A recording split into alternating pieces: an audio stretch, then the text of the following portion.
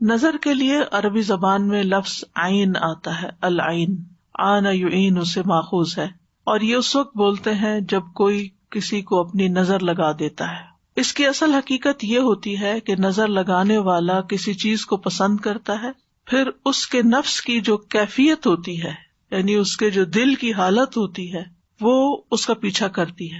یعنی دیکھنے والا کسی چیز کو پسند کرتا ہے، اس کے دل کو اچھی لگتی ہے، اچھی لگنے کے بعد وہ اپنے دل میں کیا محسوس کرتا ہے؟ خوشی محسوس کرتا ہے، تعجب محسوس کرتا ہے، حسد محسوس کرتا ہے، دکھی ہوتا ہے، خوش نہیں ہوتا۔ تو یہ کیفیت اس نظر کے ذریعے اس چیز پر جا کر اثر انداز ہوتی ہے، اور اس کے مطابق اس کو پھر تکلیف پہنچتی ہے یا فائدہ ہوتا ہے۔ نظر کا اثر شعاع کی طرح ہے، جیسے سورج ہے تو سورج کی شعائیں ہوتی ہیں، ریز ہیں، وہ ہم تک پہنچتی ہیں تو وہ ہمارے جسم پر اثر کرتی ہیں۔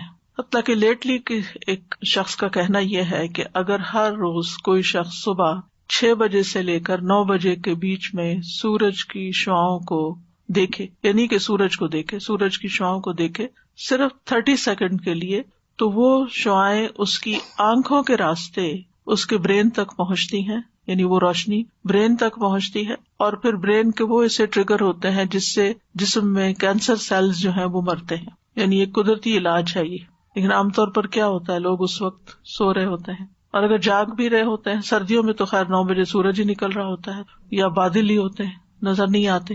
تو کہتے ہیں کہ اگر بادل بھی ہوں تو پھر ٹائم بڑھا دیں، 5-6 منٹ کر دیں، لیکن وہ جو صبح کی روشنی ہوتی ہے، مارننگ لائٹ جو ہوتی ہے، اس کو دیکھنا ضروری ہے، وہ فائدہ مند ہے۔ اب ہے تو وہ روشنی، لیکن وہ روشنی آپ کے اندر جا رہی ہے تو آپ کے اندر کو بھی متاثر کر رہی ہے، آپ کے لیے صحت کا باعث بن رہی ہے۔ تو اسی طرح جو چیزیں نگاہ کے ذریعے ہمارے جسم کے اندر جاتی ہیں، وہ چیزیں ہماری شخصیت پر، ہمارے جسم پر، ہماری روح پر، ہمارے دل پر اثر انداز ہوتی ہیں، اور ہم عام طور پر اس کو سمجھتے نہیں ہیں۔ تو نظر لگانے والے کی آنکھ سے ایسی شعاع نکلتی ہے، ایسی ریز نکلتی ہیں جو نشانہ بننے والے کو نقصان دیتی ہیں۔ اب تو آپ دیکھیں مائکرو ویو میں بھی چیز جل جاتی ہے، صرف کیا ہے اس کے اندر، کوئی آگ تو نہیں لگی ہوئی، ریز ہیں، انویزیبل ریز ہیں۔ اسی طرح پتھروں کو توڑنے کے لیے بھی بعض ریز استعمال ہوتی ہیں، جیسے گال بلیڈر کے جو سٹونز ہوتے ہیں ان کو لیزر کے ذریعے ریموو کیا جاتا ہے۔ اسی طرح کچھ اور تھراپیز بھی لیزر کے ذریعے کی جاتی ہیں، یہ جو لیزر کے ذریعے بالوں کی جڑوں کو جلا دیا جاتا ہے۔ تو یہ بات پہلے زمانے میں تو شاید سمجھ میں نہ آتی لوگوں کو، لیکن اب یہ سمجھنی کچھ مشکل نہیں کہ یہ ریز جو ہے یہ اثر انداز ہوتی ہیں۔ نظر جو ہے وہ حسد کی وجہ سے بھی ہو سکتی ہے اور اپنے پیاروں کو بھی لگ جاتی ہے۔ اب ڈپینڈ کرتا ہے کہ کس شخص کی نظر کیسی ہے۔ کچھ لوگوں کی نظر میں زیادہ تاثیر ہوتی ہے، نظر کرم بھی کہتے ہیں نا، یعنی جہاں بری نظر ہوتی ہے وہاں اچھی نظر بھی ہوتی ہے، محبت کی نظر بھی ہوتی ہے، اور دوسرے کے ساتھ ایک احساس کی نظر بھی ہوتی ہے، کیئر کی نظر بھی ہوتی ہے، وہ بیمار کو فائدہ دیتی ہے۔ یعنی یہ نہیں کہ نظر صرف بری ہی ہوتی ہے، نظر اچھی بھی ہوتی ہے، لیکن جو شخص خبیث النفس ہوتا ہے، جو کسی کی خوشی پر، کسی کی نعمت پر خوش نہیں ہوتا، جو اللہ کی تقسیم پہ راضی نہیں ہوتا، اس کے اندر کی جو خباثت ہے اس کی نگاہوں کی ریز کے ساتھ دوسرے شخص کو متاثر کرتی ہے، اور جو شخص جتنا کمزور ہوتا ہے اتنا ہی پھر وہ وکٹم بن جاتا ہے۔ اسی لیے آپ دیکھیں کہ بچوں کو نظر زیادہ لگتی ہے، کیونکہ بچے ابھی کمزور ہوتے ہیں، ان کو نہیں پتا ایمان کیا ہے، ان کو نہیں پتا قرآن کیا ہے، ان کو ابھی کچھ پتا نہیں ہے، تو نہ وہ اپنے لیے کوئی دعائیں پڑھ سکتے ہیں اور نہ ہی وہ اپنے لیے کوئی دم کر سکتے ہیں۔ اسی لیے پیرنٹس کو چاہیے کہ وہ بچوں کی پروٹیکشن کا انتظام کریں، جیسے انہیں سردی گرمی سے بچاتے ہیں، بھوک سے بچاتے ہیں، نقصان دہ چیزوں سے بچاتے ہیں، بری کمپنی سے بچاتے ہیں، تو اسی طرح دعائیں اور اذکار پڑھ کر بھی ان کی پروٹیکشن کریں۔ حضرت ابراہیم علیہ السلام اپنے دونوں بیٹوں کے لیے دعا پڑھا کرتے تھے، اعوذکما بکلمات اللہ التامات من کل شیطان وہامۃ ومن کل عین لامۃ۔ اسی طرح نبی صلی اللہ علیہ وسلم حضرت حسن اور حسین پر، جبکہ ابھی وہ بچے تھے، ان پر بھی یہ پروٹیکشن کی دعا پڑھتے تھے نظر سے بچنے کے لیے۔ تو یہ جو نظر بد جس کو کہتے ہیں، جو انسان کو تکلیف دیتی ہے، اس میں بنیادی طور پر آنکھ کا ہی کردار ہوتا ہے۔ ابن القیم کہتے ہیں یہ زہریلے تیر ہوتے ہیں، یعنی نظر کے اندر سے جو ریز نکلتی ہیں وہ تیروں کی طرح ہوتی ہیں، جو نظر لگائے ہوئے شخص کی طرف حاسد اور نظر لگانے والے کے نفس سے نکلتے ہیں۔ کبھی اس کو یہ تیر لگ جاتے ہیں اور کبھی خطا بھی ہو جاتے ہیں. ضروری نہیں کہ ہر حاسد اور نظر لگانے والے کی آنکھ سے جو نکل رہا ہے وہ دوسرے کو نقصان بھی دے. باذن اللہ ہوتا ہے. ایک ہی شخص ہوتا ہے 10 لوگوں کو دیکھتا ہے مگر ایک کو لگتی ہے نظر, سب کو نہیں لگتی. خوش ہو کے یعنی دوسروں کے لیے ہمدردی اور خیرخواہی رکھتے ہوئے کسی کو دیکھے گا تو انشاءاللہ فائدہ بھی ہوگا, کیونکہ بنیادی طور پر نگاہ اور دل کا بہت گہرا تعلق ہے. تو دل کے اندر سے دل کی جو کیفیت ہوتی ہے وہ ٹرانسفر ہوتی ہے نگاہ کے ذریعے, نظر کے ذریعے دوسرے شخص کو, یعنی وہ دوسرے کو جا کے متاثر کرتی ہے, دوسرے کو جا کے لگتی ہے. تو اسی لیے تزکیے کا حکم ہے. اگر تزکیہ نہیں ہے اور لوگوں کے لیے دلوں میں نفرت ہے, حسد ہے, تو پھر اسی طرح کی نگاہ بھی ہوگی, ویسے ہی آپ دوسروں کو دیکھیں گے بھی اور دوسرے پھر اسی طرح کے ان کے اندر جذبات آپ کے لیے بھی پیدا ہوں گے. اور تو بہرحال نظر کا لگنا جو ہے یہ برحق ہے. نبی صلی اللہ علیہ وسلم نے فرمایا العین حق, صحیح بخاری کی روایت ہے. اس کا مطلب یہ ہے کہ یہ ایک ایسی حقیقت ہے جو ثابت شدہ ہے, واقعی ہے, یعنی اٹس اے ریالٹی. یہ صرف کوئی وہم و گمان کی بات نہیں کہ نظر لگتی ہے, بلکہ یہ ایک حقیقت ہے کہ ایسا ہوتا ہے. کفار اپنی نگاہوں کے ساتھ نبی صلی اللہ علیہ وسلم کو دعوت و تبلیغ کے کام سے روکنا چاہتے تھے, جس کا ذکر سورۃ القلم میں آتا ہے. وَإِن يَكَادُ الَّذِينَ كَفَرُوا لَيُزْلِقُونَكَ بِأَبْصَارِهِمْ لما سمعوا الذکر ویقولون انہ لمجنون. اور وہ لوگ جنہوں نے کفر کیا یقیناً قریب ہے کہ آپ کو اپنی نظروں سے گھور گھور کر ضروری پھسلا دیں جب وہ ذکر کو سنتے ہیں اور کہتے ہیں کہ یقیناً یہ تو دیوانہ ہے. یعنی وہ آپ کو ایسی نفرت بھری نگاہوں سے دیکھتے تھے جب وہ آپ کو قرآن پڑھتے ہوئے سنتے تھے کہ آپ پڑھنا روک دیں کسی طرح, یعنی اپنی نظروں سے آپ کو نقصان پہنچائیں. وہ تو اللہ تعالیٰ کی حفاظت تھی تو نقصان نہیں پہنچا سکتے تھے, لیکن ان کا مقصد یہی تھا. اور بالکل ایسے ہی ہوتا ہے کہ اگر آپ کسی سے بات کر رہے ہو اور دوسرا شخص نفرت سے آپ کو دیکھ رہا ہو یا غصے سے دیکھ رہا ہو تو آپ اپنا کانفیڈینس بعض اوقات لوز کر جاتے ہیں. حالانکہ وہ کہہ کچھ نہیں رہا ہوتا, لیکن صرف اس کے دیکھنے کا انداز ایسا ہوتا ہے جس کو گھورنا کہتے ہیں بعض اوقات, تو وہ یعنی آپ کو آپ کی بات سے ہٹا دیتا ہے, یا آپ کی کنوکشن لوز ہو جاتی. ابن عباس رضی اللہ عنہما اس کی تفسیر میں کہتے ہیں اس کا مطلب یہ ہے کہ وہ اپنی نگاہوں سے تمہیں نظر بد لگا دیں.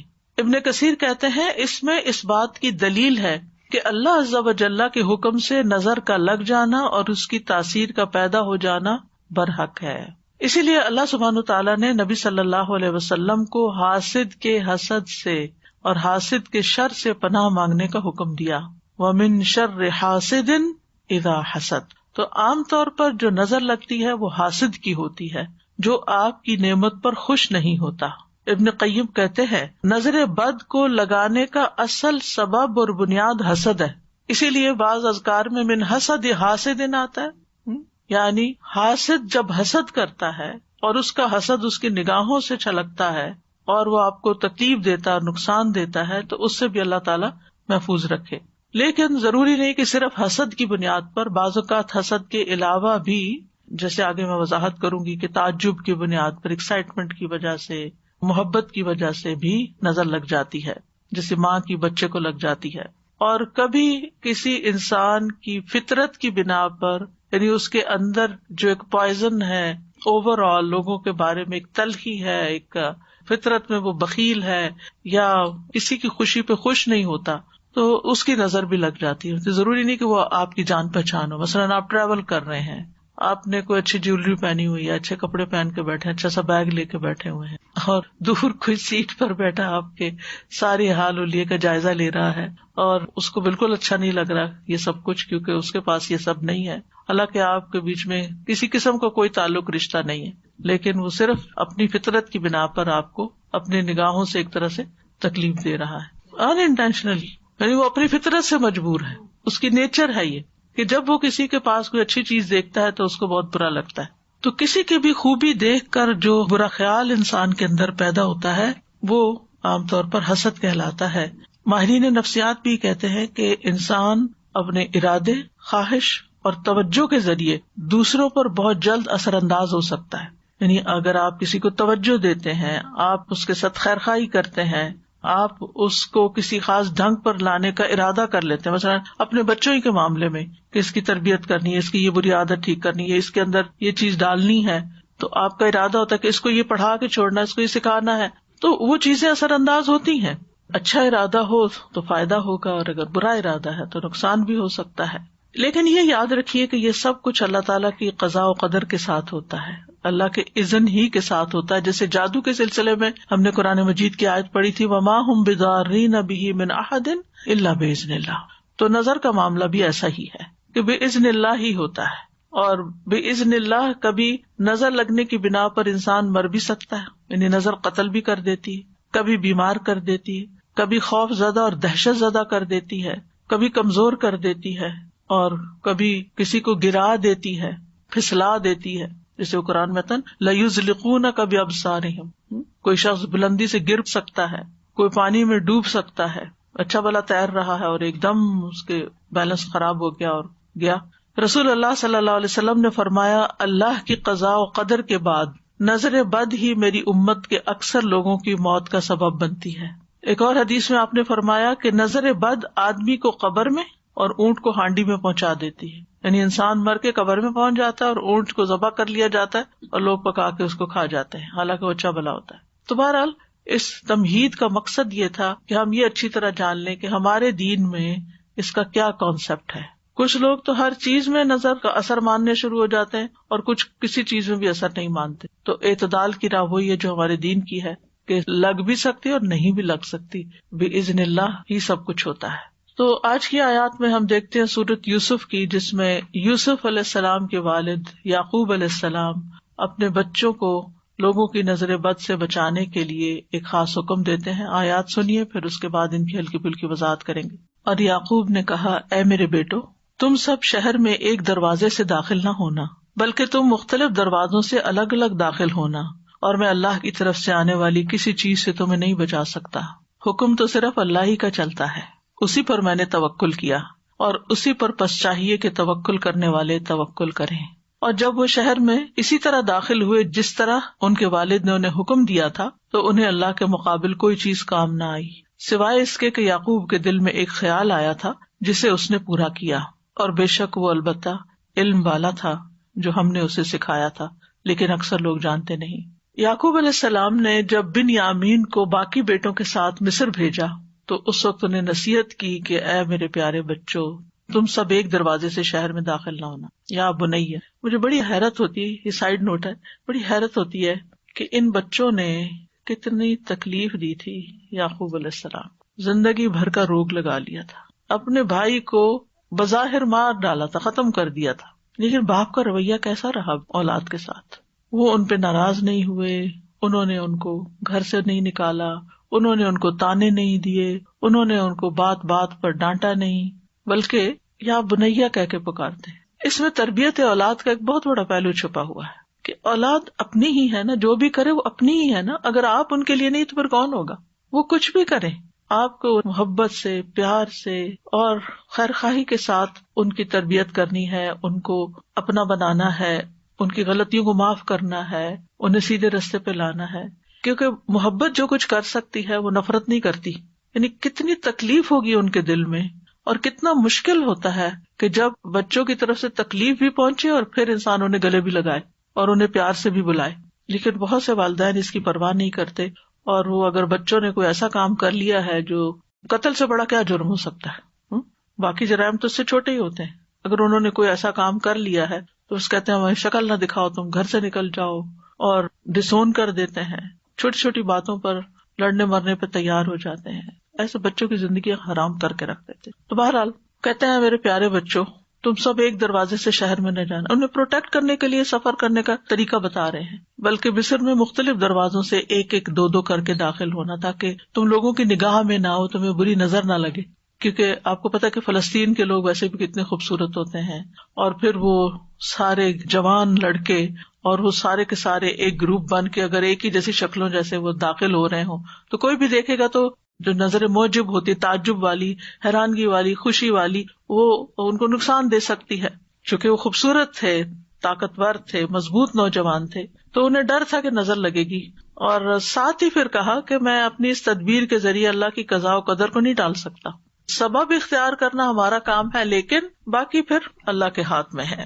یعنی احتیاط تقدیر کی راہ میں حائل نہیں ہو سکتی، تمام فیصلے اللہ کے اختیار میں ہیں. اس میں کسی اور کا کوئی دخل نہیں ہے، اس لیے میں اس پہ توکل کرتا ہوں. تو ایسے تمام معاملات جن کے معاملے میں انسان کا دل چھوٹا ہوتا ہے، خوف ہوتا ہے، انسان کو چاہیے کہ تدبیر اختیار کرے اور باقی اللہ پہ بھروسہ کرے اور اپنا دل ہلکا کر لے. تو کہتے ہیں کہ تمام لوگوں کو بھی صرف اسی پہ بھروسہ کرنا چاہیے، یعنی وہ ساتھ دوسروں کو بھی سبق سکھا رہے ہیں. تو بہرحال یوسف علیہ السلام کے بھائی مصر پہنچ کر والد کی نصیحت کے مطابق مختلف دروازوں سے شہر میں داخل ہوئے، لیکن ہوا وہی جس کی کھٹک تھی ان کے دل میں کہ بنیامین کے ساتھ وہ واقعہ پیش آ گیا اور بنیامین کو انہیں وہیں چھوڑنا پڑا. وقال یا بنی لا تدخلوا من باب واحد وادخلوا من ابواب متفرقہ، اے بچوں ایک دروازے سے نہیں مختلف دروازوں سے داخل ہونا. وما اغنی عنکم من اللہ من شیء ان الحکم الا للہ علیہ توکلت وعلیہ فلیتوکل المتوکلون. یعنی انسان اپنا مطلوب اور مقصود توکل کے ذریعے حاصل کر سکتا ہے. وَلَمَّا دَخَلُوا مِنْ حَيْثُ أَمَرَهُمْ أَبُوهُمْ مَا كَانَ يُغْنِي عَنْهُمْ مِنَ اللَّهِ مِنْ شَيْءٍ. تو پھر جب وہ اسی طریقے پہ داخل ہوئے جس پہ ان کے والد نے انہیں گائیڈ کیا تھا، لیکن وہ تدبیر ان کے کام نہ آئی. إِلَّا حَاجَةً فِي نَفْسِ يَعْقُوبَ قَضَاهَا، مگر یہ ایک ایسی ایک ضرورت تھی، ایک حاجت تھی، ایک تڑپ تھی جو یعقوب علیہ السلام کے دل میں تھی کہ جس کو انہوں نے پورا کیا تھا. یعنی ایک خیال تھا جو انہوں نے بیان کر دیا، اور ان کا خیال ایسا ویسا نہیں تھا. وَإِنَّهُ لَذُو عِلْمٍ لِمَا عَلَّمْنَاهُ، وہ ہمارے دیے ہوئے علم کی بنا پر صاحب علم تھا، اس نے علم کی بنا پر یہ بات کہی تھی. یہ ہے اہم نقطہ کہ ان کو پتا تھا کہ نظر لگتی ہے، اور انہوں نے علم کی بنا پر ہی تدبیر اختیار کی تھی، اور علم کی بنا پر یہ کہا تھا کہ اللہ کی تقدیر کو میں نہیں ٹال سکتا، اور علم کی بنا پر ہی کہا تھا کہ توکل کرنا. اور ساتھ ہی کہتے وَلَٰكِنَّ أَكْثَرَ النَّاسِ لَا يَعْلَمُونَ، اللہ تعالیٰ فرماتے کہ اکثر لوگ یہ حقیقت جانتے نہیں کہ اللہ پر بھروسہ کرنے کا مطلب نہیں سمجھتے، اور وہ سمجھتے کہ پھر کوئی تدبیر اختیار نہیں کرنی چاہیے. بھروسہ کرے لیکن اسباب بھی اختیار کرے. تو ان آیات سے جو بات خاص طور پر پتہ چلتی ہے وہ یہ ہے کہ نظر بد کا وجود ہے، اور اس سے بچنے کے لیے اسباب اختیار کرنے چاہیے، تقدیر پر بھی یقین رکھنا چاہیے، خالص توحید کی طرف توجہ دینی چاہیے. وما اغنی عنکم من اللہ من شیء، میں پیغمبر ضرور ہوں لیکن اللہ کے فیصلے میرے ہاتھ میں نہیں ہیں، اللہ کی تقدیر سے میں تمہیں نہیں بچا سکتا. سبحان اللہ، پیغمبر کہہ رہے پیغمبر نہ دنیا میں لوگوں کو برے انجام سے بچا سکتے ہیں اور نہ آخرت میں بچا سکتے، ان کا کام پیغام پہنچانا ہے بس. اور زندگی کا ایک اہم اصول ہمیں پتہ چل رہا ہے کہ اگر ہمیں اپنے روزمرہ کی زندگی میں کسی چیز کا خطرہ محسوس ہو رہا ہو تو اس کے بارے میں ہمیں محتاط رہنا چاہیے، لیکن اس کے ساتھ ساتھ زندگی روکی تو نہیں جا سکتی. احتیاط کا مطلب سفر روک دینا نہیں ہوتا. مثلاً آپ کو کہیں پہنچنا ہے اور آپ کو ڈرائیونگ کرنی ہے اور آپ کو ڈر بھی لگتا ہے کہ کہیں ایکسیڈنٹ نہ ہو جائے، تو اب آپ کو میں احتیاط کر رہی ہوں، گھر میں بیٹھ رہی ہوں کہ ڈرائیو کیا تو ایکسیڈنٹ ہو سکتا ہے اس لیے میں نہیں نکل رہی. نہیں، آپ احتیاط کریں لیکن اپنا کام بھی کریں اور پھر معاملہ اللہ کے سپرد کر دیں. تو بہرحال یہ تھا نظر بد کے بارے میں قرآن سے جو حکم ہمیں ملتا ہے یا واقعہ ہمیں ملتا ہے، اور اسی طرح جو نبی صلی اللہ علیہ وسلم کے ساتھ کفار معاملہ کر رہے تھے. تو ان ساری باتوں سے یہ پتہ چلتا ہے کہ بہرحال نظر بد کا ایک وجود ہے اور یہ لوگوں پر اثر انداز ہوتی ہے. اب اس کی کچھ قسمیں ہیں. پہلی ہے مخلوق کے اعتبار سے نظر کی اقسام. مخلوق کے اعتبار سے جس میں انسانوں کی بھی نظر لگتی ہے، جنوں کی بھی لگتی ہے، جانوروں کی بھی لگتی ہے.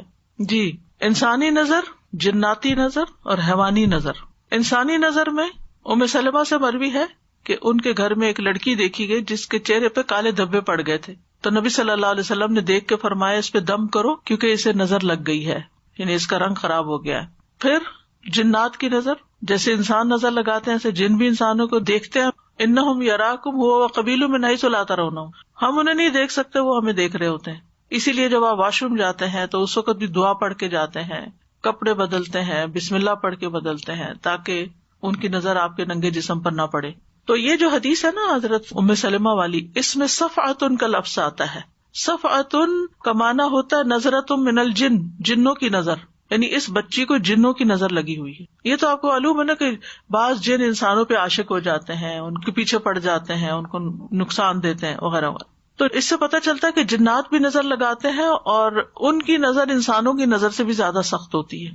ابو سعید خدری رضی اللہ عنہ کہتے ہیں کہ رسول اللہ صلی اللہ علیہ وسلم جنوں اور انسانوں کی نظر بد سے پناہ مانگا کرتے تھے، یہاں تک کہ معوذتین نازل ہوئی. جب یہ نازل ہوئی تو آپ نے انہیں پڑھنا شروع کر دیا اور ان کے علاوہ باقی چیزیں چھوڑ دی، یعنی نظر کے لیے. حسد، نظر، جادو، سب شر کے بچنے کے لیے. میں سوچتی ہوں ہمارا دین اتنا خوبصورت ہے، لیکن مشکل یہ کہ ہم اس پر عمل نہیں کرتے اور مصیبت کا شکار رہتے ہیں. ہم سب جانتے ہیں نا کہ ہر نماز کے بعد معوذتین پڑھنی چاہیے. کتنے لوگ پڑھتے ہیں؟ یہ نہیں سو مجھے حساب نہیں دینا، لیکن کہنے کا مطلب یہ ہے کہ ہمارے مسلمانوں میں سے کتنے لوگ اس کا اہتمام کرتے ہیں. اگر پڑھ لی 1-2 کے بعد پڑھ لیا، اب اسی وقت جلدی ہے، بھائی اٹھتے اٹھتے چلتے چلتے بھی پڑھ لو. اگر آپ کو جلدی کچن میں ہی جانا ہے، وہ گھر سے نکلنا ہے، تو اس کو چھوڑو نہیں. 1-1.5 منٹ لگتا ہے، کچھ بھی نہیں دیر لگتی. لوگ بڑے بڑے وظیفے کرتے 1000 دفعہ یہ پڑھ لو، 1.25 دفعہ فلاں تسبیح کر لو. آپ صرف یہ وظیفہ پابندی سے کر کے دیکھیں، آپ کے مزاج میں فرق پڑ جائے گا، آپ کے اپنے مزاج میں فرق پڑے گا. کیونکہ ہر انسان کسی نہ کسی طرح آب و ہوا میں پولوشن ہے، پھر لوگوں کی نظریں ہیں، لوگوں کی باتیں ہیں، طرح طرح کے مسائل ہیں. یہ ساری چیزیں مل کے انسان کو اندر سے گھٹا ہوا کر دیتی ہیں، اس کی صلاحیتوں کو بند کر دیتی ہیں، اور انسان کے اندر کچھ خوف، توہمات اور پتہ نہیں کیا کچھ پیدا ہو جاتا ہے، حتیٰ کہ انسان بیکار ہو جاتا ہے. لیکن اگر آپ ہر نماز کے بعد توجہ کے ساتھ یہ پڑھ کے، اگر آپ کو زیادہ پریشانی ہے، یعنی کوئی طبیعت جیسے خراب ہے، تو ہاتھوں پہ پڑھ کے سر سے لے کے پورے جسم پر ہاتھ پھیرے، جھاڑے خود کو. اگر دل زیادہ غمگین ہے تو صرف دل کے مقام پر پڑھ کے جھاڑ دیں. اور اگر ٹھیک ہے، ماشاءاللہ صحیح سلامت ہے، اللہ ہمیشہ ایسے رکھے، تو آپ ویسے ہی پڑھیں کہ سنت ہے، ثواب سمجھ کے پڑھیں. اگر ہم سنتوں کا اہتمام شروع کر دیں نا، تو ہمارے بہت سے مسائل خود بخود حل ہو جائیں. ہمیں دین میں کوئی بھی چیز بے وجہ نہیں سکھائی گئی کہ اس وقت یہ کام کر لو اور اس وقت یہ کر لو. ہر ایک چیز کا ایک مقصد ہے. وَلَٰكِنَّ أَكْثَرَ النَّاسِ لَا يَعْلَمُونَ. لہٰذا وہ مشکلات کا شکار رہتے ہیں. پھر آپ دیکھیے کہ تیسری ہے حیوانی نظر.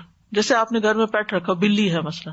اچھا، اب یہ ہے آپ خود کھانا کھا رہے ہیں، اب بلی آپ یوں بیٹھ کے دیکھ رہی ہے، تو آپ دیکھیں کہ ان کو تو دکھ ہوگا کہ مجھے کیوں نہیں دے رہے، مجھے تو ایک بدمزہ کھانا دے دیتے ہیں اور خود مزے مزے کے خوشبو والے کھانے کھاتے ہیں.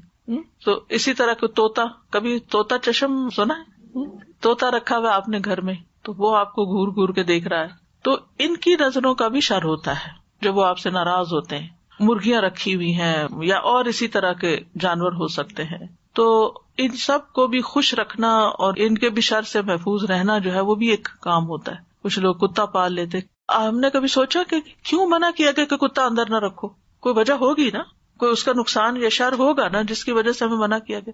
لعاب دہن کا تو ہم سب کو پتا ہی ہے کہ اس کے اندر ایسی چیزیں ہیں کہ جو نقصان دیتی ہیں، لیکن اس کے علاوہ اس کی نگاہوں کا بھی شر ہو سکتا ہے، اور یہ بھی اس کی فطرت کے ہو سکتا ہے کسی وقت وہ غصے میں آ جائے اور آپ ہی کو چیٹ پھاڑ کرے. تو یعنی کہ آرگیومنٹ ہر وقت نہیں کرنی چاہیے، یہ کیوں منع کر دیا، ہمارے دین میں تو یہ بھی منع ہے اور وہ بھی منع ہے، زندگی مشکل ہے. بھئی کوئی تمہارے ہی فائدے کے لیے منع ہے، جو چیزیں منع ہے ان کو اللہ نے اس لیے نہیں بنایا کہ تم اپنا گھر میں رکھو ان کو، انہیں کسی اور کام کے لیے بنایا. بہرحال تو دوسرا ہے تاثیر کے اعتبار سے نظر کی اقسام، جس میں ایک خوشی یا تعجب والی نظر ہوتی ہے.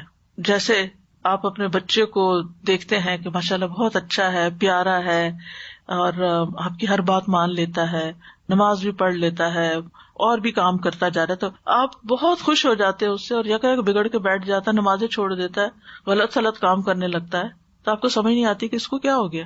کئی ماؤں کو آپ نے کہتے ہوئے سنا گا یہ میرا بچہ سب سے شریف بچہ تھا اور یہی مجھے سب سے زیادہ ستا رہا ہے. تو اس میں ایک وجہ ہو سکتی ہے کہ یعنی نظر لگی ہوئی، اور آپ ہی کی اپنی ہی لگی ہوئی. وہ حسد کی نظر نہیں ہوتی، وہ پیار کی نظر اور تعجب کی نظر، خوشی کی نظر.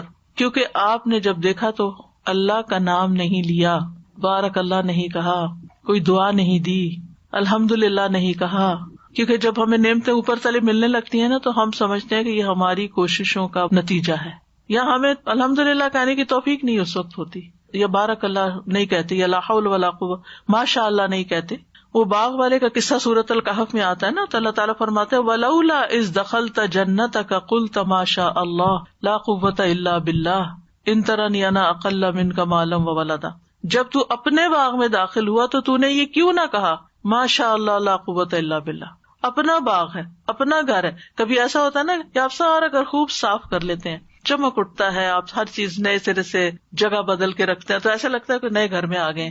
تو اس وقت ہم دیکھا میں نے کتنی محنت کی، دیکھا میں جب دل خوش ہو تو ماشاء اللہ کہیں. اپنا گھر دیکھ کے بھی ماشاء اللہ کہیں، اپنی شکل دیکھ کے ماشاء اللہ کہیں اگر بہت اچھی لگ رہی.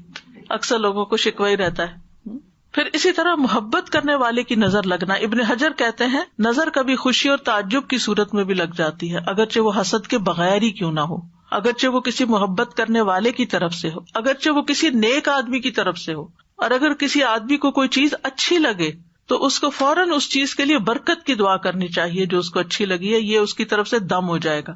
یعنی کسی نے کوئی اچھی بات کہی، کوئی اچھا کام کیا، فوراً کہیں بارک اللہ فیکم، اللہ تمہیں برکتیں دے، تاکہ وہ جو اچھا کر رہا ہے نا اس میں اور اضافہ ہو جائے، یہ نہ ہو کہ وہ پہلا بھی ہاتھ سے جائے.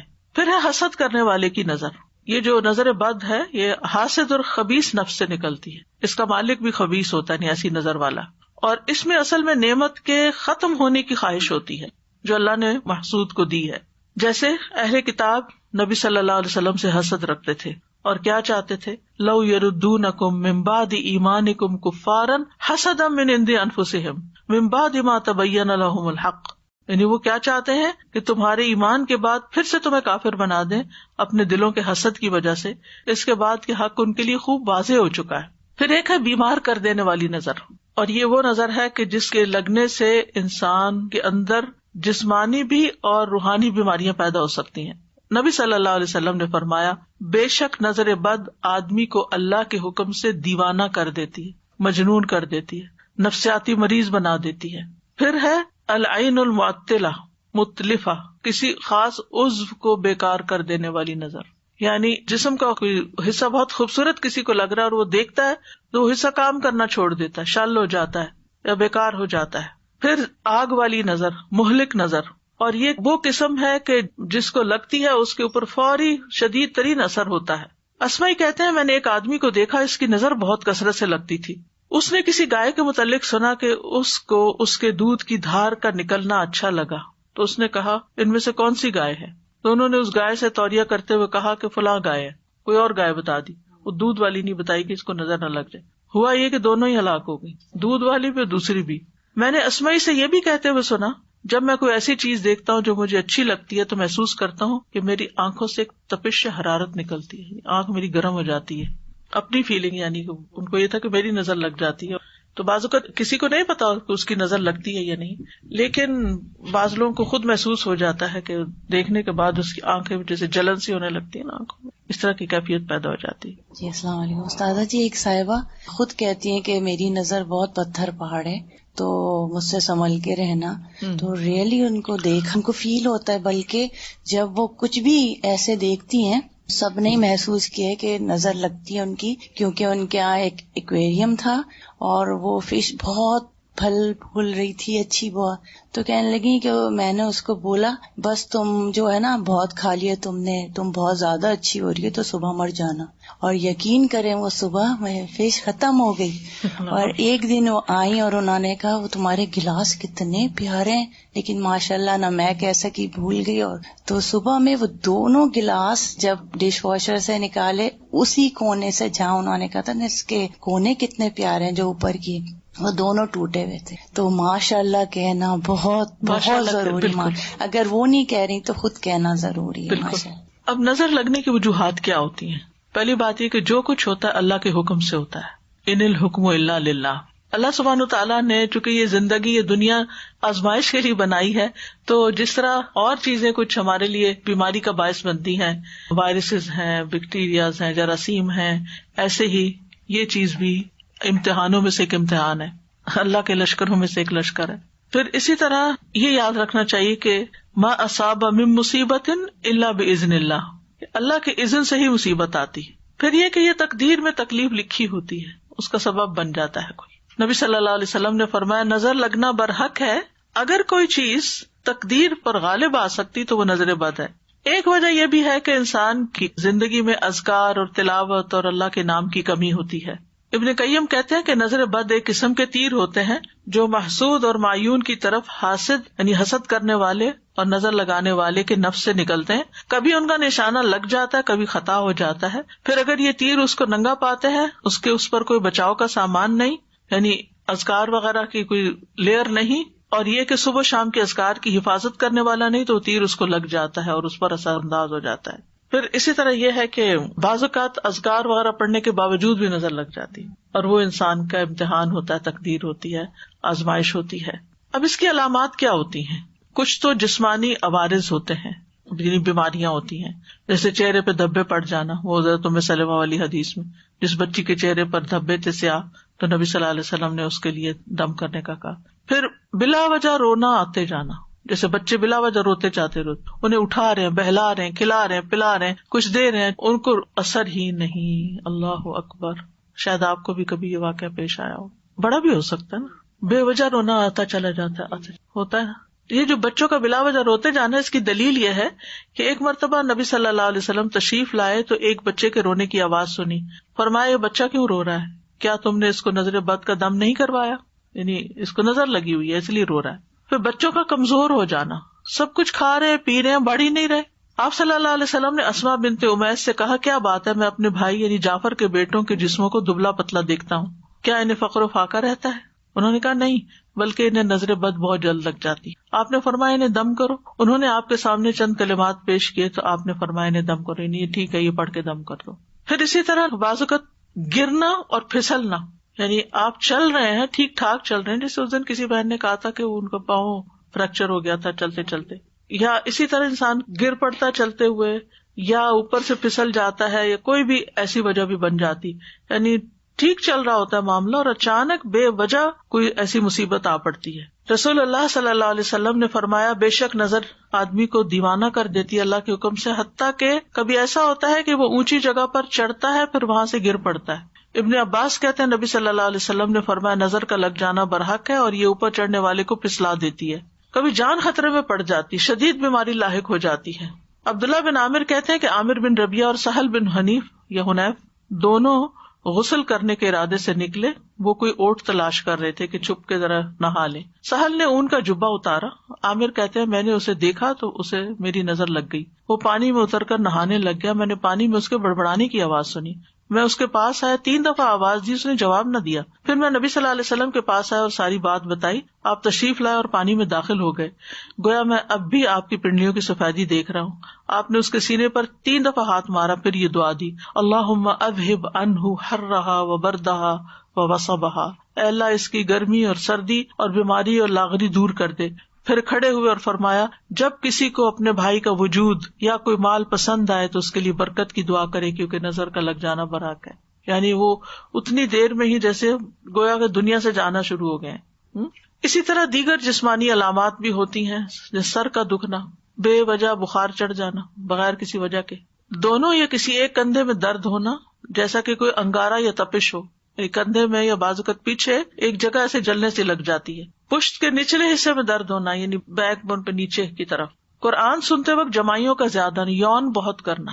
جب فضا میں خنکی ہو تو جسم کی حرارت کا بڑھ جانا ٹھنڈک سے، اور اس کے برعکس بھی گرمی ہو تو جسم کو بہت ٹھنڈا ہو جانا، اپوزٹ ٹیمپریچر پہ چلے جانا. بالوں کا اچانک گرنا کہ پورے پورے لچھے ہاتھ میں آنے لگ جائیں. ذہنی پراگندگی زیادہ ہونا کہ فوکس نہیں کر پا رہے. وزن اچانک کم ہونا شروع ہو جانا. کھانے کی خواہش ختم ہو جانا. چیز کو ذہن میں رکھنے، حفظ کرنے اور سمجھنے کی قدرت نہ ہونا، فوگی سا ذہن ہو جانا. کثرت سے پسینے آنا اور پسینے کی بو کا بھی چینج ہو جانا، متغیر ہو جانا. جلد پر پھوڑے پھنسیوں یا خارش کا ظاہر ہونا. نیند کا کم آنا اور زیادہ تر جاگنا. علیحدگی اور تنہائی پسند کرنا. رونے کی خواہش کرنا یا ہمیشہ روتے ہی رہنا. تو یہ کبھی کبھی چیزیں اکٹھی بھی ہو سکتی ہے اور کبھی کوئی ایک بھی ہو سکتی ہے، اور ان میں ایک راکی فرق کر سکتا ہے جو تجربہ کار ہوتے ہیں. پھر اجتماعی عوارض، مجالس سے علیحدگی اختیار کر لینا، اینٹی سوشل ہو جانا، کسی سے ملنا جلنا نہیں. مال میں برکت نہ ہونا، معیار زندگی اچانک گر جانا. کام سے نفرت، باوجود قدرت اور ہمت کے کام کرنے کی خواہش نہ رہنا. رزق تلاش کرنے سے روگردانی کرنا، بہت کام کر لیا میں ریٹائرمنٹ لینا چاہتا ہوں. لوگوں پہ تہمت لگانا کہ یہ مجھے گھورتے ہیں، یہ بھی اس کی ایک علامت ہوتی ہے. کتنی عجیب بات ہے کہ فلاں مجھے دیکھ رہا تھا، فلاں مجھے گھور رہا تھا. اور اسی طرح کے دیگر نفسیاتی بیماریوں کا پیدا ہو جانا. اب کرنے کا کام کیا ہے؟ سب سے پہلے تو اللہ پہ بھروسہ کریں. مَا مِن دَابَّةٍ إِلَّا هُوَ آخِذٌ بِنَاصِيَتِهَا، سب کی پیشانی کے بال اللہ کے ہاتھ میں ہیں، سب اللہ کے کنٹرول میں ہیں. حسبی اللہ لا الہ الا هو علیہ توکلت وہو رب العرش العظیم. فوراً اللہ کی طرف رغبت کریں، اللہ کی پناہ لیں. نبی صلی اللہ علیہ وسلم نے فرمایا اللہ تعالیٰ سے نظر لگنے سے پناہ مانگو، جیسے ہم اور چیزوں سے مانگتے ہیں نا پناہ کہ ان سے بچا اللہ تعالیٰ ہمیں، تو اس سے بھی بچنے کی دعا کرنی چاہیے کیونکہ نظر کا لگ جانا برحق ہے. رسول اللہ صلی اللہ علیہ وسلم نے فرمایا اللہ تعالیٰ فرماتا ہے میرا محبوب بندہ اگر مجھ سے مانگتا ہے تو میں اسے دیتا ہوں، اگر وہ کسی دشمن یا شیطان سے میری پناہ مانگتا ہے تو میں اسے محفوظ رکھتا ہوں. پھر نعمتوں کو چھپانا، بہت زیادہ نعمتوں کا اظہار نہ کریں، لوگوں کو نہ بتائیں میرے پاس یہ بھی ہے یہ بھی ہے یہ بھی ہے، کیونکہ دوسرے لوگوں کو پھر حسد ہونے لگتا ہے. ابو ہریرہ رضی اللہ عنہ مرفوعاً یعنی نبی صلی اللہ علیہ وسلم سے روایت کرتے ہیں، تم اپنی ضرورتوں کو پورا کرنے کے لیے ان کو رازداری میں رکھ کر مدد حاصل کرو، بے شک ہر صاحب نعمت حسد کیا جاتا ہے۔ پھر ہے حاسد سے بچ کے رہنا، یعنی جس کا پتہ چل جائے کہ یہ آپ سے جیلس ہے، اس سے بس تھوڑا تعلق کم کریں، ضرورت سے ہی ملے۔ کوئی بھی اچھی چیز دیکھ کر برکت کی دعا دینا، ماشاء اللہ لا قوت الا باللہ پڑھنا۔ مال کے علاوہ کچھ اور چیز اچھی لگے تو بارک اللہ کا لفظ استعمال کرنا۔ مال اچھا لگے، گھر اچھا لگے تو ماشاء اللہ لا قوت الا باللہ، لیکن اگر اس کے علاوہ کوئی چیزیں اچھی لگے تو اللہ برکت دے، بارک اللہ فیکم، بارک علیکم۔ اسی طرح دنیا کی اگر کوئی چیز بہت اچھی لگ رہی ہے تو آخرت کو یاد کریں، لبیک ان العیش عیش الاخرہ، اصل زندگی تو آخرت کی زندگی ہے، یہ تو ختم ہو جانے والی ہے، اگر کسی کے پاس ہے بھی تو کتنے دن کے لیے۔ کسی کو بیمار دیکھیں تو دعا پڑھے، الحمدللہ الذی عافانی مما ابتلاک بہ وفضلنی علی کثیر ممن خلق تفضیلا۔ پھر شرکیہ کاموں سے بچنا، نظر اتارنے کے لیے ایسے کام نہیں کرنا کہ جس میں شرک ہو۔ پھر کچھ لوگوں سے بچ کے رہنا جن کے یہ خصائص ہوں، لیکن کچھ لوگ ایسے ہوتے ہیں جو آپ کے والدین بھی ہو سکتے ہیں، ان میں سے کوئی آپ کے بچے ہو سکتے ہیں، بہن بھائی ہو سکتے ہیں، رشتے نہیں کاٹنے، لیکن ڈسٹینس، محتاط۔ نمبر 1 ایسا شخص بہت شکایتیں کرنے والا، جس کو ہر ایک سے شکایت ہو، اس سے بچ کے رہیں، اس سے دور رہیں، کیونکہ وہ آپ کو بیمار کر دے گا ہر وقت منفی باتیں کر کر کے۔ نمبر 2 عربی میں کہتے ہیں مصاص السعادہ، جو آپ کی خوشی کو سک کر لے، خوشیاں سک کر لینے والے۔ وہ کیسے کرتے ہیں؟ یعنی آپ کے خوش ہونے کا وقت ہے، وہ کوئی ایسی بات کریں گے کہ آپ کی خوشی دری کی دری رہ جائے گی، اور یہ ایک دفعہ نہیں کئی دفعہ آپ تجربہ کر چکے ہیں کہ آپ کو اللہ نے کوئی نعمت دی ہے، کوئی گھر دیا ہے، اولاد دی ہے، کوئی ڈگری دی ہے، کوئی چیز جو دنیا کی نعمتیں ہیں، اب وہ پہنچ جاتے ہیں، مثلا ہمیں تو تم نے پوچھا ہی نہیں تھا، ہمیں تو بتایا ہی نہیں تھا، یعنی ایسی بات کریں گے کہ آپ بھول ہی جائیں گے کہ آپ نے کس لیے لوگوں کو انوائٹ کیا تھا۔ پھر شک کرنے والے لوگ جو آپ کی ہر چیز پر شک کریں، آپ کہاں تھے، آپ کیا کر رہے تھے، آپ نے یہ کیوں کیا، اور خاص طور پر اگر ہسبینڈ شکی ہو یا بیوی، یہ نہیں صرف ہسبینڈ ہوتے ہیں، یقین کریں میں نے عورتوں کو زیادہ دیکھا ہے مردوں پہ شک کرتے ہوئے۔ کئی خواتین نے یہ مسئلہ مجھ سے پوچھا کہ ہم اپنے ہسبینڈ کے موبائل چیک کرتے ہیں، از اٹ اوکے؟ اگر آپ کو مصیبت میں پڑنا ہے تو کر لیں چیک، یعنی اپنے آپ کو خود پریشان کرنے والی بات ہے نا، تجسس کیوں کرتے ہیں؟ کوئی کام ہو سکتا ہے، کوئی بات ہو سکتی ہے، لیو اٹ، اللہ پہ توکل کریں۔ نمبر 4 آپ کو کنٹرول کرنے والے، ان لوگوں سے بچ کے رہیں۔ کچھ لوگ یعنی کہ آپ کو اپنی مرضی سے سانس بھی نہ لینا دینا چاہیں، ہر وقت وہ آپ کے اوپر ایک یعنی اعتراض شروع کر دیں گے کہ آپ نے یہ کیوں کیا، آپ وہاں کیوں جا رہے ہیں، یہ کرنے کی کیا ضرورت ہے، یعنی وہ چاہتے ہیں ہر چیز ان کی مرضی کے مطابق ہو۔ پھر کمیونیکیٹ نہ کرنے والے، یعنی آپ کے ساتھ کنورسیشن نہیں کرتے، آپ کے ساتھ تعلق ہے، آپ سے بات نہیں کرتے، آپ کے پیچھے پیچھے باتیں کرتے، یعنی آپ ان سے کوئی بات کرنا چاہتے ہیں، وہ آگے سے کچھ اور، آپ کچھ کہہ رہے ہیں، وہ کچھ اور کہہ رہے ہیں، عجیب تماشا ہے، یعنی ایسی ڈسپیرٹی ہے کہ نہ آپ کی بات ان کو سمجھ آ رہی، نہ ان کی آپ کو سمجھ آ رہی۔ پھر وہ لوگ جو بہت زیادہ اپنے آپ کو ڈیفینڈ کرتے ہیں، میرا یہ مقصد نہیں تھا، میں نے اس لیے نہیں کیا، میں نے وہ نہیں کیا، میں نے، اس میں بھی انسان پریشان ہوتا ہے کہ بھی میں نے تو پوچھا ہی نہیں کہ آپ نے کیوں کیا اور کیوں نہیں کیا۔ پھر اسی طرح حسد کرنے والے، یعنی جو لوگ آپ سے حسد کرتے ہیں ان سے بھی بچ کر رہیں، یعنی کم ملے ان سے، اپنی نعمتوں کا ان کے سامنے تذکرہ نہ کریں۔ پھر من چلے سے لوگ جو ہر وقت انہیں کوئی کسی ایک بات پر نہ رہے، ہر وقت اپنا سٹینس بدل دیں، نان سیریس بھی ہو سکتے ہیں، لیکن یعنی آپ ان کو ایک بات کہتے ہیں، وہ کہتے ہیں ہاں ٹھیک ہے، پھر تھوڑی دیر میں وہ کہیں اور جاتے ہیں، وہاں سے کچھ اور سن کے آ جاتے ہیں، پھر آپ کو کہتے ہیں نہیں یہ ٹھیک نہیں ہے، یعنی کوئی استقامت نہیں زندگی میں، آپ ان پہ ٹرسٹ نہیں کر سکتے کہ آپ ان کو کوئی کام دیں گے، کوئی رسپانسبلٹی دیں گے تو وہ کچھ کریں گے، وہ لیک آف میچورٹی سے ہوتا ہے۔ پھر بخیل، کچھ خرچ نہ کرنا چاہیں۔ پھر ایکسپلائٹرز، آپ کو ایکسپلائٹ کرنے والے، آپ کو جانے بغیر آپ کی غیبت کرنے والے، ایسے لوگوں سے متھا نہ لگائیں۔ یا کسی کو جانے بغیر، مثلا نہ آپ کسی پولیٹیشین کو جانتے ہیں، نہ آپ کبھی اس سے ملے ہیں، نہ آپ کو کوئی حقیقت پتا ہے، جھوٹے پروپیگنڈے سن کے آپ بھی ساتھ شامل ہو جاتے ہیں، فلاں چور ہے، فلاں ایسا، فلاں ویسا۔ یہ آپ نے کون سی چیز دیکھی تھی، آپ کی آنکھوں نے دیکھی تھی یا کانوں نے، اس کے منہ سے کچھ سنا تھا، فرسٹ ہینڈ انفارمیشن کیا آپ کے پاس؟ اس قسم کے لوگ جو لوگوں کی برائیاں آپ سے آ کے کریں، ان سے بھی بچ کے رہیں۔ تو یہ سارے لوگ کسی نہ کسی طرح آپ کی زندگی کو حرام کر دیتے ہیں، پھر آپ کہیں گے جائیں کہاں؟ اگر ہمارے اندر اس میں سے کوئی چیز ہے تو اس کو باہر نکال دیں۔ دوسری بات یہ ہے کہ سبق اس سے یہ ملتا ہے کہ ٹو مچ سوشلائزنگ جو ہے وہ انسان کے لیے نقصان دہ ہے، کیونکہ ہم میں سے ہر ایک کے اندر ان میں سے کوئی نہ کوئی چیز ہو سکتی ہے نا، بلکہ ہے کسی نہ کسی درجے تھوڑی صحیح زیادہ صحیح کرتے ہیں نا کچھ، تو پھر خواہ مخواہ کی یعنی انسان کی زندگی ضائع ہوتی ہے، وقت ضائع ہوتا ہے، صلاحیتیں ضائع ہوتی ہیں. بہتر ہے انسان کو پروڈکٹیو انسان بننے کے لیے اپنی زندگی کا کوئی گول رکھیں، اپنے آپ کو مصروف کریں اور کسی کام میں اپنے آپ کو لگا لیں تاکہ ان چیزوں سے آپ کو چھٹکارا ہو. پھر قرآن سے علاج کریں کیونکہ قرآن شفا ہے. قل هو للذین آمنوا ھدی وشفاء، سورۃ فصلت میں آتا ہے، سورۃ اسراء میں ہے وَنُنَزِّلُ مِنَ الْقُرْآنِ مَا هُوَ شِفَاءٌ وَرَحْمَةٌ لِّلْمُؤْمِنِينَ وَلَا يَزِيدُ الظَّالِمِينَ إِلَّا خَسَارًا. یاد رکھیے جس طرح قرآن ہدایت ہے نا، ایسے ہی قرآن شفا ہے. قرآن سے ہدایت بھی لینی چاہیے، قرآن سے شفا بھی حاصل کرنی چاہیے. ہم ہدایت کی کتاب تو اس کو سمجھتے ہیں کہ ہدایت کے لیے پڑھو، لیکن شفا کے لیے نہیں پڑھتے، تو شفا کے لیے بھی پڑھنے کی ضرورت ہے. حضرت عائشہ کہتی ہے کہ رسول اللہ صلی اللہ علیہ وسلم ایک مرتبہ ان کے پاس تشریف لائے تو دیکھا کہ ایک عورت انہیں دم کر رہی ہے. آپ نے فرمایا کتاب اللہ کے ساتھ اس کا علاج کرو. سورۃ فاتحہ سے علاج. وہ جو ایک سردار کو بچھو کاٹ گیا تھا جس نے مسلمانوں کی مہمانی سے انکار کیا تھا، تو ان کا جو لیڈر تھے انہوں نے ان کو دم کر کے ان کا علاج کیا. سورۃ البقرہ کی تلاوت کرنا اور سننا. نبی صلی اللہ علیہ وسلم فرمایا سورۃ البقرہ پڑھا کرو کیونکہ اس کا پڑھنا باعث برکت اور اس کا چھوڑنا باعث حسرت ہے، اور جادوگر اس کو حاصل کرنے کی طاقت نہیں رکھتے. تو روز پڑھنے کا وقت مقرر کریں. شفا کی نیت سے پڑھیں، ہدایت کی نیت سے بھی پڑھیں لیکن شفا کی نیت سے بھی پڑھیں. اور اس وقت میں اور کام، موبائل بند، لوگوں کے ساتھ بات چیت بند، اپنا وظیفہ کر کے اٹھیں. خاص طور پر اگر بیمار ہیں یا کوئی مسئلہ ہے، کر سکے تو روز ایک دفعہ پڑھ لے، پوری آدھی پڑھ لے، 4 حصے کر لیں، اس کے 6 حصے کر لیں، جیسے بھی آسانی ہو. پھر نظر اور حسد سے متعلق جو آیات ہیں ان کی تلاوت کرنا، جیسے وَإِن يَكَادُ الَّذِينَ كَفَرُوا، یہ ایک کارڈ ہے بڑا خوبصورت سا ایول آئی کے بارے میں. یہ جو میں آپ کو معلومات دے رہی ہوں اس میں سے کچھ معلومات بھی آپ کو اس میں ملیں گی اور دعائیں بھی ملیں گی. پھر اسی طرح نظر اور تکلیف کو دور کرنے والی دعائیں، یہ کارڈز موجود ہیں، ان سے فائدہ اٹھائیں. پھر نظر اور حسد کا رقیہ پڑھنا یا سننا، دونوں طرح ٹھیک ہے. پڑھنا زیادہ بہتر ہے ورنہ سننا تو فائدہ دے گا انشاءاللہ. معوذتین، ہر نماز کے بعد لازم، صبح شام 3 بار، نمازوں کے دوران بھی. اسی طرح سورۃ الکافرون اور آیت الکرسی. آیات سکینہ صبح اور شام سننا. تیسرا ہے دعاؤں اور دم کے ذریعے علاج. صبح شام آذان کو تکرار کے ساتھ غور سے سننا. اب یہاں چونکہ آذان نہیں ہوتی کہیں تو کمپیوٹر پہ لگا لیں اور اچھی طرح اس کو توجہ سے سنیں. اور اگر آپ مسجد جاتے ہیں تو اللہ کے لیے باتیں کرنے کی بجائے توجہ سے آذان سن کے جواب دے کے دعا کریں اپنے، وہ قبولیت کا وقت ہوتا ہے.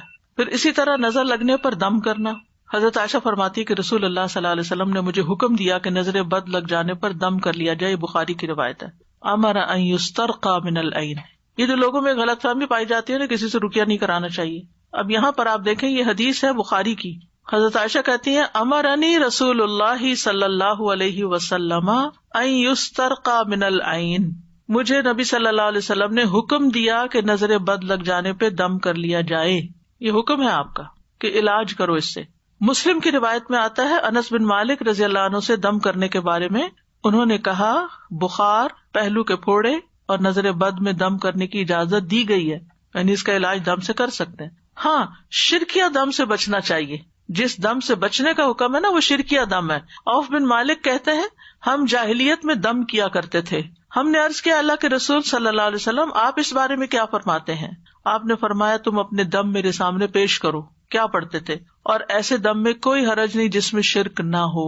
یعنی اس کا مطلب کیا ہے پھر کہ وہ اگر قرآن اور سنت سے نہیں بھی لیکن الفاظ صحیح ہیں، اللہ کو پکارا جا رہا ہے تو اس سے بھی دم کر سکتے ہیں، اس کی بھی اجازت ہے. کیونکہ بعض لوگ اس پہ اعتراض اٹھا دیتے ہیں یہ جو آپ پڑھ رہے ہیں یہ سنت میں تو نہیں لکھا ہوا یہ لفظ. یعنی جب تھوڑا تھوڑا دین پڑا ہوتا ہے نا پھر ہر چیز میں ہم آبجیکشن شروع کر دیتے ہیں، اس کی ڈیپتھ میں جائے بغیر، اس کے اصل مقصد کو سمجھے بغیر. نظر بد کا ایک خاص علاج غسل ہے. جس کی نظر لگی ہو اس کے جسم کا وضو کے اعضاء کا پانی لے کر جسے نظر لگی ہو اس کے کندھوں پہ زور زور سے بہانا چاہیے، ایسے پھینکنا چاہیے اس کو. حضرت عائشہ فرماتی ہے کہ آپ کے زمانے میں نظر لگانے والے کو حکم دیا جاتا تھا کہ وہ وضو کرے، پھر اس کے استعمال شدہ پانی سے جسے نظر لگی ہوتی اسے غسل دیا جاتا. اس کا طریقہ کیا ہے؟ جب آپ نے حضرت عامر کو وضو کا حکم دیا تو انہوں نے اپنا چہرہ، ہاتھوں، کونیوں اور دونوں گھٹنے تک ٹانگیں، صرف پاؤں نہیں، گھٹنے تک، تھوڑا سا ٹانگوں کا اندرونی حصہ ان کو دھویا اور پھر اس پانی کو کلیکٹ کیا گیا اور حضرت سہیل کے پیچھے کندھوں پر پھینکا گیا، جس کی وجہ سے ان سے اثر دور ہو گیا. یعنی ایک آدمی ان کے سر پر ان کے پیچھے سے پانی بہا رہا تھا، ٹھیک ہے نا، کیونکہ اگر آگے سے پائیں گے تو منہ میں چلا جائے گا. پیچھے سے پیالے کو الٹ رہا تھا جو ہی غسل ختم ہوا حضرت سہل اس طرح چل دیے جیسے کوئی تکلیف ہی نہ ہوئی. جو ہاتھ دھونے کا حکم ہے نا وضو کی طرح نا کونیوں تک دھونے ہوتے ہیں ہاتھ, ٹھیک ہے, پاؤں بھی گھٹنوں تک. پتہ نہیں کس کی لگی ہے تو جس مجلس میں لگی ہے اس کے سارے لوگ ایک پیالے میں پانی کے اندر ہاتھ ڈالیں جی, اور پھر اس پیالے سے اس کے اوپر وہ پانی ڈالا جائے, چھینٹے مارے جائیں. اگر وہ چلا گیا ہے اب تو اس کی اگر کوئی بھی چیز ہے, اگر وہ چائے پی کے گیا مثلا تو جس کپ میں اس نے چائے پی ہے نا وہ اس کا پانی لے لیا جائے. اگر اس کا کوئی کپڑا یا کوئی چیز ہے تو وہ پانی میں ڈبو لی جائے, یہ اس سے شفا ہو جاتی ہے. اصل میں اگر دین نہیں پڑھا نا اس لیے برا مانتے ہیں. اگر مجھ سے کوئی کہے کہ پانی دے دے تو میں تو دے دوں گی, مجھے تو کوئی مسئلہ نہیں ہے, میں تو انسان ہوں, کمزور ہو سکتا ہے, میری نظر لگ گئی ہے, نظر برحق ہے, کیا ہوا, محبت سے بھی لگ جاتی ہے. تو اگر نہیں پتا نا تو یہ میں کہہ رہی ہوں کہ جہاں آپ کو لگا کہ اس مجلس میں گئی تھی اور یہاں لگی تھی, وہاں جتنے لوگ ہیں ان سے ریکویسٹ کریں کہ یہ پانی کا پیالہ ہے, اس کے اندر ہاتھ ڈال دیں, بس ہاتھ ڈالنا ہے سب نے, بس انہیں بتا دیں کہ یہ نظر کا علاج ہے اور سب کا پانی لے رہے ہیں تاکہ کوئی ایک پن پوائنٹ نہ ہو, ٹھیک ہے نا. پھر قرآنی آیات پڑھی جائیں جن میں لفظ حسد آتا ہے, جیسے کفارن حسدن من عند انفسہم, البقرہ 109, النساء 54, ام یحسدون الناس والی آیت. پھر سورۃ طٰہٰ 131, ولا تمدن عینیک الی ما متعنا بہ. سورۃ کہف 39, ولولا اذ دخلت جنتک قلت ما شاء اللہ. پھر سورۃ الملک 1-4, فرجع البصر هل تری من فطور والی آیت جو ہے نا, تبارک الذی سے لے کے ینقلب الیک البصر خاسئا وهو حسیر تک. پھر وَإِن يَكَادُ الَّذِينَ كَفَرُوا لَيُزْلِقُونَكَ والی آیت, سورۃ القلم 51. پھر سورۃ الاسراء کی آیت 82, وَنُنَزِّلُ مِنَ الْقُرْآنِ مَا هُوَ شِفَاءٌ. پھر سورۃ الشعراء, وَإِذَا مَرِضْتُ فَهُوَ يَشْفِينِ. پھر سورۃ فصلت آیت 44, وَلَوْ جَعَلْنَاهُ قُرْآنًا أَعْجَمِيًّا. پھر مسنون دعائیں ہیں, اعوذ بکلمات اللہ التامۃ من کل شیطان وہامۃ ومن کل عین لامۃ. میں پناہ لیتا ہوں اللہ کے پورے پورے کلمات کے ذریعے اور ہر ایک شیطان سے اور ہر زہریلے جانور سے, ہامہ, اور ہر نقصان پہنچانے والی بری نظر سے, لامہ. پھر اولاد کو اللہ کی پناہ میں دینا, جیسے نبی صلی اللہ علیہ وسلم صحیح بخاری کی روایت میں آتا ہے کہ حضرت حسن اور حسین کے لیے پناہ طلب کیا کرتے تھے, اعوذکما کہہ کے. اور یہ جو ہامہ ہے نا, ہامہ ہر موذی جانور ہوتا ہے, کیڑے مکوڑے, سانپ, بچھو وغیرہ ساری چیزیں آ جاتی ہیں اس میں. پھر صحیح مسلم کی روایت میں, بسم اللہ ارقیک من کل شیء یؤذیک من شر کل نفس وعین حاسد اللہ یشفیک بسم اللہ ارقیک. دوسرے کو آپ دم کریں. یہ جبریل علیہ السلام نے نبی صلی اللہ علیہ وسلم پر دم کیا تھا. اب وہ جو لوگ کہتے ہیں دم نہیں کرانا چاہیے, تو پھر آپ انکار کر دیتے, جبریل میں نے تو نہیں کرانا, تو میں ویسے ہی ٹھیک ہو جاؤں گا. سنن ابن ماجہ کی روایت ہے, نبی صلی اللہ علیہ وسلم کی خدمت میں جبریل حاضر ہوئے علیہ السلام, کہنے لگے اے محمد کیا آپ بیمار ہیں؟ آپ نے فرمایا جی ہاں. تو انہوں نے کہا بسم اللہ ارقیک من کل شیء یؤذیک من شر کل نفس او عین حاسد اللہ یشفیک بسم اللہ ارقیک. اللہ کا نام لے کے رقیہ کیا. ارقیک کا مطلب میں تمہیں رقیہ کرتا ہوں, دم کرتا ہوں. تو شرعی رقیہ کرانا جائز ہے. صحیح مسلم میں ہے, بسم اللہ یبریک ومن کل داء یشفیک ومن شر حاسد اذا حسد وشر کل ذی عین. اللہ کے نام کے ساتھ وہ آپ کو صحت دے اور ہر بیماری سے شفا دے, اور حاسد کے شر سے جب وہ حسد کرے, اور ہر بری نظر والے کے شر سے. حضرت عائشہ تو یہ کہتی ہے صحیح مسلم کی روایت میں کہ جب کبھی نبی صلی اللہ علیہ وسلم بیمار ہوتے تو جبریل یہ پڑھ کر ان پہ دم کرتے تھے, یہ والی دعا. تو بسم اللہ یبریک, یبریک کا مطلب اللہ آپ کو شفا دے, بری کر دے اس سے. پھر امسح البأس رب الناس بیدک الشفاء لا کاشف لہ الا انت. اے لوگوں کے رب اس تکلیف کو دور فرما, شفا تیرے ہاتھ میں ہے, تیرے علاوہ کسی سے کہیں شفا نہیں مل سکتی. حضرت عائشہ کہتی ہیں میں رسول اللہ صلی اللہ علیہ وسلم پر نظر بد سے حفاظت کے لیے دم کرتی تھی. کرنے والا کون ہے اور کس پر کیا جا رہا ہے؟ جبریل کا تو سمجھ میں آتا ہے, حضرت عائشہ رسول اللہ صلی اللہ علیہ وسلم پہ دم کر رہی ہیں, تو مطلب یہ کہ عورت اپنے باپ کو, بھائی کو, بیٹے کو, شوہر کو دم کر سکتی ہے. کہ میں رسول اللہ صلی اللہ علیہ وسلم پر نظر بد سے حفاظت کے لیے دم کرتی تھی, وہ اس طرح کہ میں اپنا ہاتھ ان کے سینے پر رکھتی اور یہ دعا کرتی, امسح البأس رب الناس بیدک الشفاء لا کاشف لہ الا انت. اے لوگوں کے رب اس تکلیف کو دور فرما, شفا تیرے ہاتھ میں ہے, تیرے علاوہ اسے کہیں اور سے شفا نہیں مل سکتی. پھر ایک اور ہے, اذهب البأس رب الناس اشفی انت الشافی لا شفاء الا شفاؤک شفاء لا یغادر سقما. اے لوگوں کے رب اس تکلیف کو دور فرما, مجھے شفا عطا فرما, تو ہی شفا دینے والا ہے, تیرے علاوہ کسی کی شفا کچھ نہیں کر سکتی. ایسی شفا عطا فرما جو بیماری کا نام و نشان بھی نہ چھوڑے. اور پھر اس کے علاوہ کچھ اور مسنون دعائیں جیسے اللہم انی اسألک من الخیر کلہ عاجلہ وآجلہ ما علمت منہ وما لم اعلم واعوذ بک من الشر کلہ عاجلہ وآجلہ ما علمت منہ وما لم اعلم، اور اللہم انی اسألک من خیر ما سألک عبدک ونبیک واعوذ بک من شر ما عاذ بہ عبدک ونبیک، اللہم انی اسألک الجنۃ وما قرب الیہا من قول وعمل واعوذ بک من النار وما قرب الیہا من قول وعمل واسألک ان تجعل کل قضاء قضیتہ لی خیرا۔ تو یہ ہر قسم کے شر سے حفاظت کی دعا ہے۔ پھر اعوذ بکلمات اللہ التامۃ من غضبہ وشر عبادہ ومن ھمزات الشیاطین وان یحضرون، میں اللہ کے کامل کلمات کی پناہ میں آتا ہوں اس کی ناراضگی سے، اس کے بندوں کی شرارتوں سے، شیطانوں کے وسوسوں سے، اور اس بات سے کہ وہ میرے پاس آئیں۔ تو یہ ڈر اور گھبراہٹ کے وقت کی دعا ہے۔ نبی صلی اللہ علیہ وسلم صحابہ کو یہ سکھاتے تھے۔ اب کون انسان ہے جو کہے کہ مجھے کبھی گھبراہٹ نہیں ہوئی؟ بلا وجہ بعض اوقات بیٹھے بیٹھے گھبراہٹ شروع ہو جاتی ہے، سمجھ نہیں آتی کیا وجہ ہوئی ہے، تو اس سے نکلنا بہت جلدی ضروری ہے، ورنہ یہ چیزیں انسان کے اعصاب کو کمزور کر دیتی ہیں۔ پھر اعوذ بکلمات اللہ التامات من شر ما خلق شام کے وقت 3 بار، اور کسی جگہ اگر پڑاؤ کرے، کسی جگہ پر جائیں تو وہاں بھی پڑھ لیں، جہاں لوگوں کی گیدرنگ میں جائیں نا وہاں بھی پڑھ لیا کریں کہ کسی کی نظر نہ لگے، کیونکہ انسان خاص طور پہ تیار ہو کے جاتا ہے۔ بسم اللہ الذی لا یضر، تو صبح شام ہے ہی 3 دفعہ، اور اللہم عافنی فی بدنی، اللہم عافنی فی سمعی، اللہم عافنی فی بصری، لا الہ الا انت، صبح شام 3 بار۔ تو یہ ساری چیزیں تو ہمارے دین نے ہمیں سکھا دی ہیں، ضرورت اس بات کی ہے کہ ہم ان پر عمل کرنے والے بنے۔ اللہ ہمیں توفیق عطا فرمائے۔